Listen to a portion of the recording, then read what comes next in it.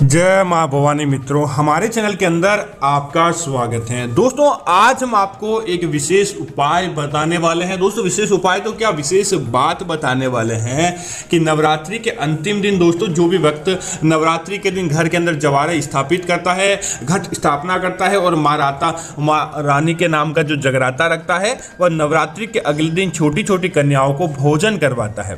दोस्तों, छोटी छोटी कन्याओं को भोजन कराने का फलस्वरूप यह माना जाता है कि आपकी पूजा का जो अंतिम क्षण होता है, उस पूजा का आपको संपूर्ण लाभ प्राप्त होता है।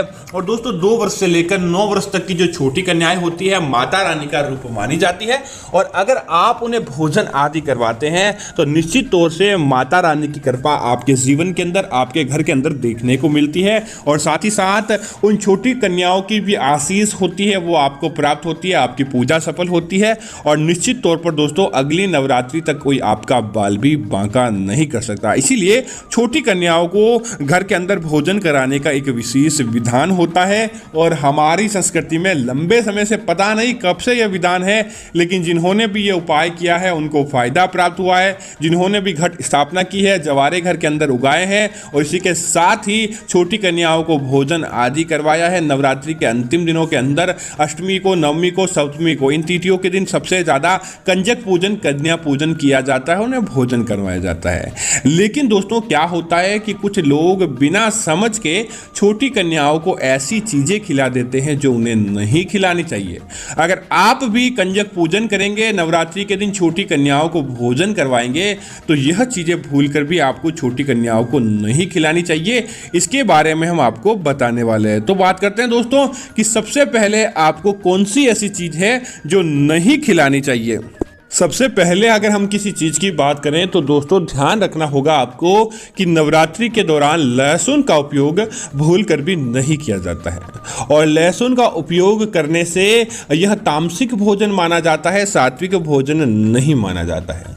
तो नवरात्रि के दौरान दोस्तों, आपको बिना लहसुन का भोजन बनाना चाहिए और छोटी कन्याओं को आपको खिलाना चाहिए, ताकि आपको उनका संपूर्ण लाभ प्राप्त हो, न कि माता दुर्गा के क्रोध का आपको सामना करना पड़े। इस बात का आपको जरूर ध्यान रखना चाहिए, ताकि आपकी पूजा सफल होती है। दोस्तों, कई लोगों की आदत होती है कि वह स्नान आदि करने से पहले ही खाना आदि बनाते हैं, उसके बाद स्नान आदि करते हैं।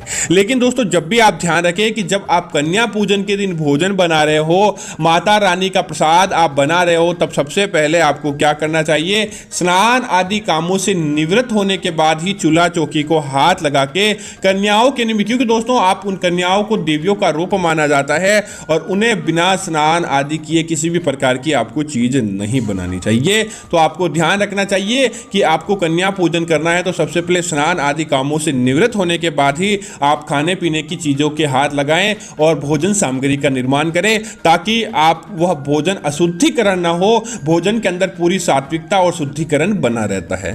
दोस्तों, इसी तरह कई लोग क्या करते हैं कि कन्या पूजन की खुशी के अंदर कन्याओं को भोजन लगाते हैं, लेकिन दोस्तों एक बात वह भूल जाते हैं कि माता का प्रसाद टालना या माता का प्रसाद निकालना। इस बात को भी आपको जरूर ध्यान रखना चाहिए। अगर दोस्तों आप कन्या पूजन कर रहे हैं तो आपको सबसे पहले यही काम करना चाहिए कि आपने जो प्रसाद भोजन बनाया है उसकी आपको एक अलग ही शुद्ध थाली निकालनी चाहिए। और उस शुद्ध थाली के अंदर आपको सबसे पहला यह काम करना चाहिए कि माता रानी को, जो भी आपने कन्याओं के लिए भोजन बनाया है, उसका प्रसाद अलग निकालकर माता रानी को भोग लगाना चाहिए। और उसके बाद आपको छोटी छोटी कन्याओं को खिलाना चाहिए, ताकि उनके अंदर किसी भी प्रकार की कोई गलती ना हो और वह माता रानी का प्रसाद माना जाता है। उसके बाद आप उस प्रसाद को जितना ज़्यादा हो सके लोगों के मध्य बांट सकते हैं। दोस्तों, इसी तरह कई लोग क्या करते हैं कि कन्या पूजन के दौरान कन्याओं को ज़्यादा मसालेदार जो चीज़ें होती है, ज़्यादा मसालेदार चीज़ें खिला देते हैं, लेकिन इस बात को वह भूल जाते हैं कि कन्याओं को कभी भी ज़्यादा मसालेदार चीज़ें नहीं खिलानी चाहिए, शुद्ध सात्विक भोजन करवाना चाहिए। हाँ, एक बात और कि मीठे की संख्या कन्या पूजन के दौरान जरूर होनी चाहिए, अर्थात कि आप खीर बनाएं, हलवा पूरी बनाएं, इस तरह का भोग लगाएं, आप उन्हें खिलाएं और उन्हें आप दोस्तों, अगर आपकी कोई निश्चित मनोकामना आप चाहते हैं कि आपकी मनोकामना पूरी हो, तो आप ध्यान रखें कि उनको आपको कन्याओं को आलू की सब्जी या फिर कद्दू की सब्जी भोजन के अंदर खिलाने से आपकी वह मनोवांछित इच्छा पूरी होती है, आपकी वह मनोकामना निश्चित तौर पर पूरी हो जाती है और आपके वह काम बनते हैं। दोस्तों इसी तरह अगर आपके अंदर ये सवाल है मन के अंदर कि आखिर क्या खिलाना चाहिए, तो दोस्तों माँ भगवती को खीर, मिठाई, फल, हलवा, चना, मालपुआ अत्यंत प्रिय। इसलिए कन्या पूजन के दिन कन्याओं को अगर आप भोजन करवाने की सोच रहे हैं तो पूरी, चना और हलवा आदि दिया जा सकता है। कन्याओं को केसर युक्त खीर, हलवा पूरी खिलाना चाहिए ताकि आपके जीवन के अंदर कभी भी किसी प्रकार का कोई दोष न हो और न ही किसी प्रकार का कोई आपके जीवन के अंदर कलह है। माता रानी निश्चित तौर पर आपकी जो मनोकामना है उसे तुरंत प्रभाव से सुन ले। दोस्तों इसी तरह अगर आप ध्यान रखें कि नवरात्रि के दौरान सात्विकता का पूरा ध्यान रखा जाता है।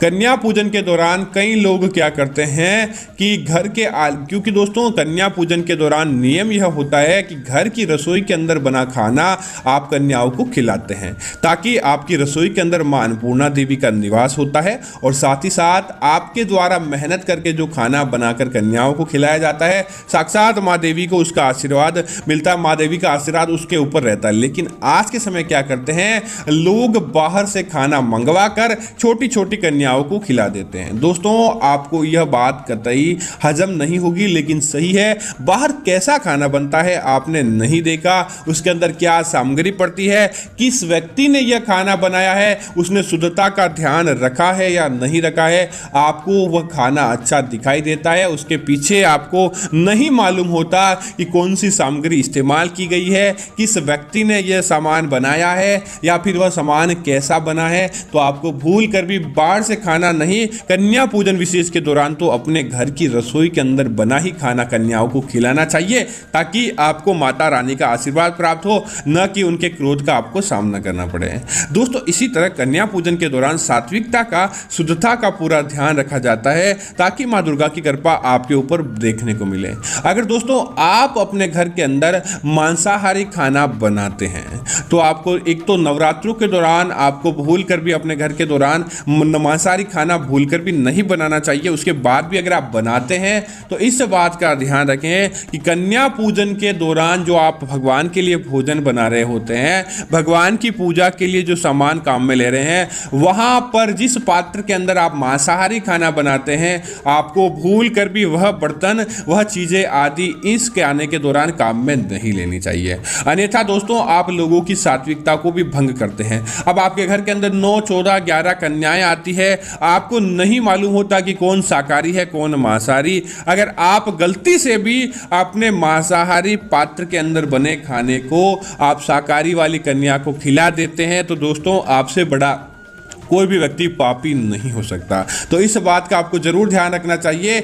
आपको एक शुद्ध सात्विक पात्रों का ही उपयोग करना चाहिए ताकि आपको उसका संपूर्ण लाभ प्राप्त हो। दोस्तों इसी तरह कन्या पूजन के बाद कन्याओं को यथाशक्ति भेंट आदि उपहार दिया जाता है। छोटी छोटी कन्या, देवी स्वरूप कन्याओं को दोस्तों आपको क्या करना चाहिए, सबसे पहले तो आप ऐसा नहीं छोटे कि कन्या बहुत छोटी है, जो भी कन्याएं हैं उनके पैरों के आपको स्पर्श करने चाहिए। पैरों को स्पर्श आदि करने के बाद आप क्या करें, उन्हें पूजन करने के बाद सफेद वस्त्र, ऋतुफल, खिलौने या अन्य वस्तु देने के साथ नारियल, केला, पेड़ा होता है पीले कलर का, आदि देने के बाद कुछ दक्षिणा अवश्य दी जानी चाहिए। इसके बाद कन्याओं के पैर छूकर उनसे आशीर्वाद लेकर विदा करना चाहिए। ऐसा किया गया है कि विधि विधान से कन्या पूजन करने के बाद नवरात्रों के दौरान मां देवी का व्रत पूर्ण माना जाता है और माता रानी प्रसन्न होकर आपकी सारी मनोकामनाएं पूरी करती है। इसीलिए कन्याओं को कुछ भेंट आदि देकर ही आपको विदा करना चाहिए ताकि उसका सात्विक परिणाम आपके जीवन के अंदर देखने को मिले, न कि आपको किसी तरह से किसी प्रकार के कोई दोषों का सामना करना पड़े। दोस्तों इसी तरह ध्यान रखें कि कन्या पूजन करने से पहले जहां भी आप कन्याओं को भोजन करवाते हैं सबसे पहले वहां वातावरण शुद्ध होना चाहिए। घर आने वाली कन्याओं को माता का रूप माना जाता है, इसलिए घर बुलाने से पहले आपको अच्छी तरह तरीके से घर की साफ सफाई कर लेनी चाहिए। घर का माहौल एकदम सकारात्मक और शुद्ध कर लेना चाहिए, ताकि जहां पर भी कन्याएं आती है उनको सात्विकता का महसूस हो, सात्विकता उनके जीवन के अंदर देखने को मिले। और जहां शुद्ध वातावरण होता है वहां पर साफ सफाई आदि करने के बाद ही कन्याओं को बैठकर भोजन कराना चाहिए, ताकि आपको उसका सात्विक परिणाम देखने को मिले और आपके घर के अंदर खुशहाली देखने को मिले। तो दोस्तों, उम्मीद है कि कन्या पूजन से जुड़ी यह जानकारी आपको अच्छी लगी होगी। ऐसी अन्य जानकारियां देखने के लिए आप हमारे इस चैनल को सब्सक्राइब कर सकते हैं। साथ ही साथ कमेंट के अंदर जय मां दुर्गा जरूर लिखें, और साथ ही साथ आपके अंदर कोई मन के अंदर सवाल है तो कमेंट करके माध्यम से बताएं। निश्चित तौर पर आपका उत्तर देने का प्रयास किया जाएगा। जय मां दुर्गा मित्रों, धन्यवाद मित्रों।